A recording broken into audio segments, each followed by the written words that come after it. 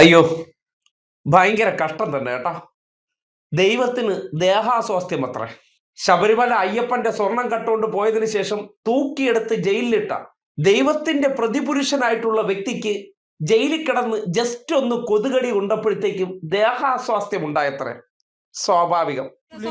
കേസിൽ റിമാൻഡിൽ കഴിഞ്ഞ തന്ത്രി കണ്ഠരര് രാജീവർക്ക് ദേഹാസ്വാസ്ഥ്യം. ജയിലിൽ വെച്ച് ദേഹാസ്വാസ്ഥ്യം അനുഭവപ്പെട്ട തന്ത്രിയെ ആശുപത്രിയിലേക്ക് മാറ്റുന്നു. കരമന സ്പെഷ്യൽ സബ് ജയിലിൽ വെച്ചാണ് ആരോഗ്യ പ്രശ്നമുണ്ടായത്. നോക്കണേ, മനുഷ്യൻ കണ്ടുപിടിച്ച മരുന്ന് വേണം ദേഹാസ്വാസ്ഥ്യത്തെ ഇനി പരിഹാരമുണ്ടാക്കാൻ. അല്ലെങ്കിൽ മനുഷ്യൻ കണ്ടെത്തിയ പുതിയ അത്യാധുനിക സൗകര്യങ്ങൾ വേണം ആ ദേഹാസ്വാസ്ഥ്യത്തെ മാറ്റിയെടുക്കാൻ. പിന്നെ ഇപ്പോഴുണ്ടായിരിക്കുന്ന ഈ ദേഹാസ്വാസ്ഥ്യം ഒരു മരുന്ന് കൊടുത്തിട്ട് ഒരു കാര്യമില്ല, ആ അസ്വാസ്ഥ്യം മാറില്ല. ആ അസ്വാസ്ഥ്യം മാറണമെങ്കിൽ പൃഷ്ഠത്തിൽ ചൂരലെടുത്ത് 2 എണ്ണം പിടയ്ക്കണം. എങ്കിൽ ഇതോടുകൂടി ആ അസ്വാസ്ഥ്യം മാറും. നേരെ തൂക്കിയെടുത്ത് അകത്തുകൊണ്ടിടാനുള്ള കള്ളനെ പുതിയ നമ്പർ അടിച്ച് അവിടെ ഫാനില്ല, AC ഇല്ല, എനിക്ക് മറ്റേ കുഷൻ ബെഡ് വേണം തുടങ്ങിയ ആവശ്യങ്ങളൊക്കെ ഉന്നയിച്ചിട്ട് നടക്കണ കേസല്ല, തറയിൽ പോയി കിടന്ന് ഉറങ്ങട എന്ന് പോലീസുകാർ പറഞ്ഞപ്പോഴാണ് പുതിയ അടവുമായിട്ട് നോം അങ്ങോട്ട് ഇറങ്ങിയിരിക്കുന്നു. നമുക്ക് ദേഹാസ്വാസ്ഥ്യമാണത്രേ. നടുവിനിട്ട് 2 തൊഴിയങ്ങ് കൊടുത്തു കഴിഞ്ഞാൽ ആ അസ്വാസ്ഥ്യം എല്ലാം അങ്ങ് മാറും. എന്തായാലും ഓരോരോ തരികിട പരിപാടി നോക്കണേ.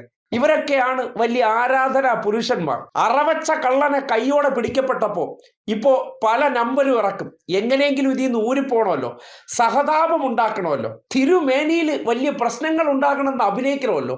അങ്ങനെയാണെങ്കിലല്ലേ ഇവിടെ കുറച്ച് സഹതാപം സംഘപരിവാറുകാർക്ക് സൃഷ്ടിക്കാൻ പറ്റുള്ളൂ. കോടതിയുടെ മേൽനോട്ടത്തിൽ അന്വേഷണം നടന്നതുകൊണ്ട് ശബരിമലയ്ക്കകത്ത് കയറി പതുങ്ങിയിരുന്ന് ദേവന്റെ സ്വർണം തന്നെ അടിച്ചുകൊണ്ട് പോയിക്കൊണ്ടിരുന്ന കപട ദേവനെ കൈയോടെ പിടിച്ചപ്പോൾ പുതിയ പുതിയ നമ്പറുകൾ ഇറക്കി തുടങ്ങിയിട്ടുണ്ട്.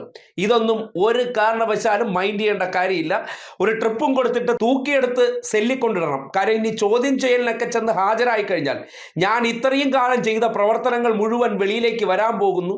ആ ആശങ്കയൊക്കെ ഉള്ളിൽ ഇങ്ങനെ ഉടലെടുക്കുകയാണ്. പിന്നെ ദേവൻ എന്നൊക്കെ പറയുന്നത് വെറും തട്ടിപ്പ് പരിപാടിയാണെന്ന് മനസ്സിലാകുന്നുണ്ടല്ലോ. ദേവനും വരും ദേഹാസ്വാസ്ഥ്യം. കണ്ടില്ലേ?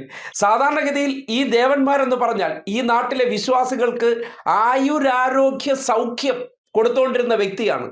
ആ വ്യക്തിക്ക് ഇപ്പോൾ ആയുരാരോഗ്യ സൗഖ്യം അത് സർക്കാരിൻ്റെ ആശുപത്രികളിൽ കൊണ്ടുപോയി കൊടുക്കേണ്ട ആവശ്യമാണ്. ബാക്കിയുള്ളവർക്ക് ഇതെല്ലാം കൊടുക്കാൻ സ്റ്റോക്കുണ്ട്. സ്വന്തം നിലയ്ക്ക് ഈ ആയുരാരോഗ്യ സൗഖ്യം കൊടുക്കാനുള്ള സ്റ്റോക്ക് ഇല്ലാത്തൊരവസ്ഥ വരുമ്പോൾ ഈ തട്ടിപ്പൊക്കെ നാട്ടുകാർ മനസ്സിലാക്കേണ്ടതുണ്ട്.